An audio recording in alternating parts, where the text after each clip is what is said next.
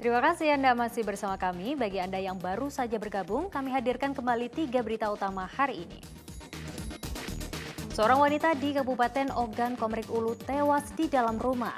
Diduga kasus pembunuhan ini bermotifkan cemburu buta sang suami. Kebakaran lahan gambut kembali terjadi di Kabupaten Ogan Ilir. Pemadaman dilakukan dari jalur darat dan udara menggunakan waterbombing. Pesawat rute Bengkulu Jakarta mendarat darurat di Palembang akibat gangguan mesin.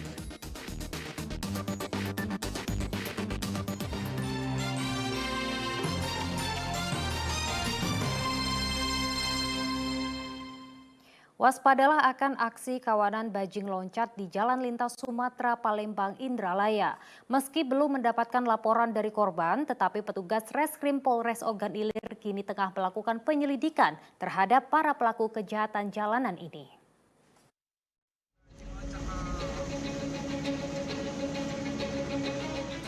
Dua pelaku berboncengan sepeda motor yang menempel di belakang sebuah mobil pick-up yang sedang melaju di jalan.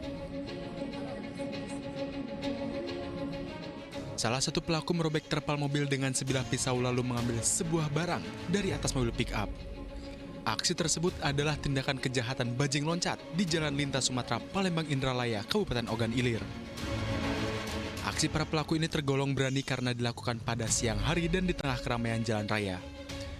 Diduga kawanan ini sudah sering melakukan kejahatan bajing loncat, sebab warga sedikitnya telah 2 kali merekam aksi serupa di lokasi yang sama.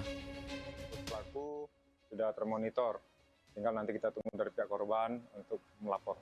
Nah, ya kedepannya yang jelas kami tetap intens melaksanakan patroli patroli terhadap di jalan lintas baik siang maupun malam. Meski belum mendapatkan laporan dari korban, tetapi petugas Reskrim Polres Ogan Ilir kini tengah melakukan penyelidikan terhadap para pelaku kejahatan jalanan itu. Warga dan para pengemudi berharap polisi dapat segera mengungkap kasus ini dan menangkap para pelaku. Sebab aksi kawanan bajing loncat ini sudah sangat meresahkan para sopir yang kerap melintas di Jalan Lintas Sumatera Palembang Indralaya. Dedi Irwansyah melaporkan dari Kabupaten Ogan Ilir.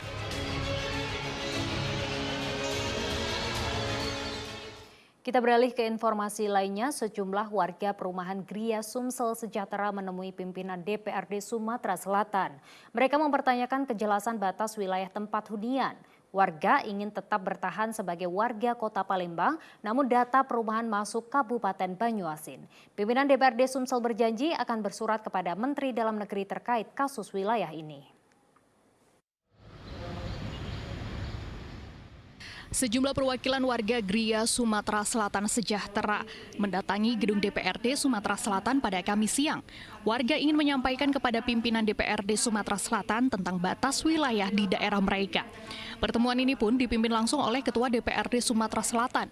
Dalam pertemuan ini, warga meminta kepada pimpinan DPRD untuk mendesak pemerintah Sumatera Selatan menunda pemberlakuan Permendagri nomor 134 tentang batas wilayah di daerah mereka. Sebab dalam Permendagri tersebut, wilayah mereka masuk dalam Kabupaten Banyuasin. Menurut warga, peraturan tersebut telah mencederai warga yang selama ini tercatat sebagai warga Kota Palembang. Sebelumnya warga komplek perumahan Gria Sumatera Selatan Sejahtera dan perumahan Alexandria telah berunjuk rasa di sekitar tempat tinggal mereka. Warga mendesak pemerintah Provinsi Sumatera Selatan untuk dikembalikan menjadi warga Kota Palembang.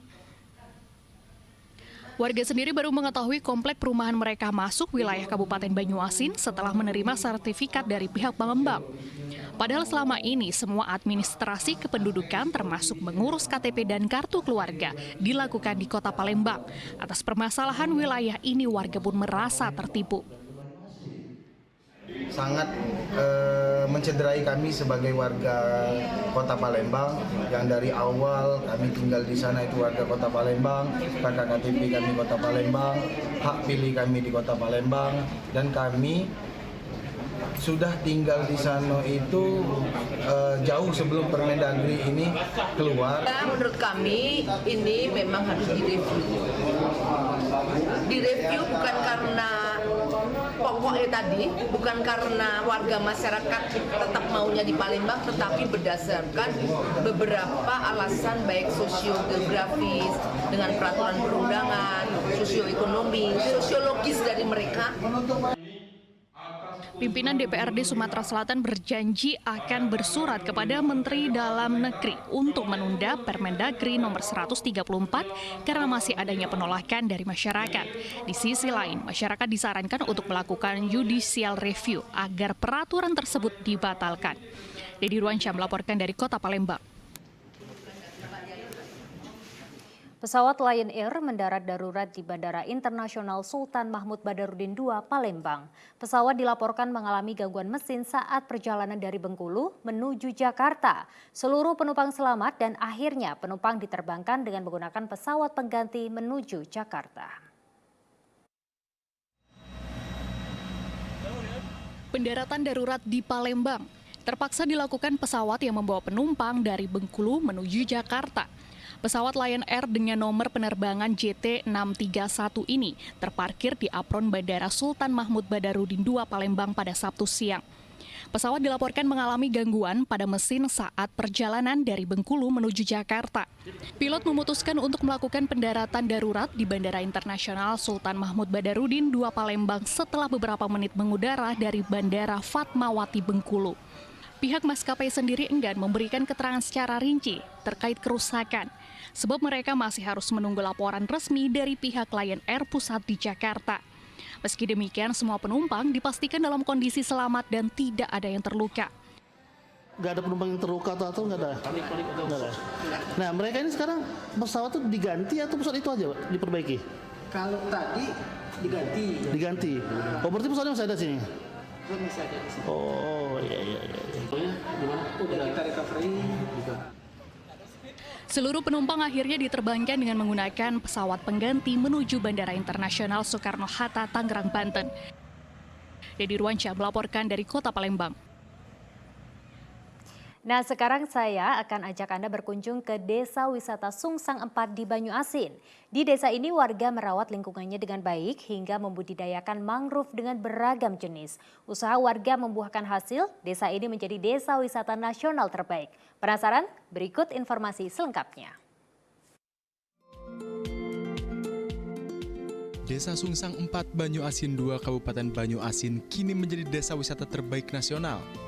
Ya, desa ini memiliki lokasi mangrove yang dikelola baik oleh warga desa menjadi tempat wisata bernama Eko Edu Wisata Mangrove Sungsang 4. Tempat ini menawarkan keindahan habitat mangrove pesisir pantai sebanyak 16 jenis. Oke, ini adalah bagian daripada daya tarik wisata, guys. Jadi saya dan Pak Bupati dan yang hadir di sini adalah melakukan experience tourism. Jadi sebuah kegiatan berwisata yang memberikan restorasi kepada mangrove dan ini bagian daripada pola pariwisata yang regeneratif. Sungsang berhasil tembus desa wisata terbaik Indonesia dan ini adalah prestasi untuk Kabupaten Banyuasin. Atas prestasi ini saya ucapkan selamat kepada Pak Bupati dan seluruh jajarannya termasuk Pak Kades. Dan ini yang tadi kita lihat sudah ada yang saya buat sebagai masa depan. Masa depan yang akan menggantikan ekonomi ekstraktif adalah ekonomi hijau. Dan Bapak tadi sudah menanam bersama-sama sebagai bagian daripada pariwisata. Dan oleh karena itu tanpa berlama-lama dalam rangka menciptakan 4,4 juta lapangan kerja baru di sektor pariwisata dan kebangkitan daripada pariwisata dan ekonomi kita pasca pandemi, maka dengan mengucapkan Bismillahirrahmanirrahim, saya nyatakan Desa Wisata Sungsang 4, Kecamatan Banyuasin 2, Kabupaten Banyuasin sebagai desa wisata terbaik. Tak hanya untuk mengenalkan potensi daerah dan meningkatkan pendapatan warga, diharapkan desa ini dapat memberikan edukasi pentingnya menjaga lingkungan alam dengan baik. Yanwar Ikhrom melaporkan dari Kabupaten Banyuasin. Wah, semoga bisa menjadi inspirasi bagi desa-desa lain untuk meningkatkan keindahan desanya dan juga mencintai lingkungan alam sekitar desa.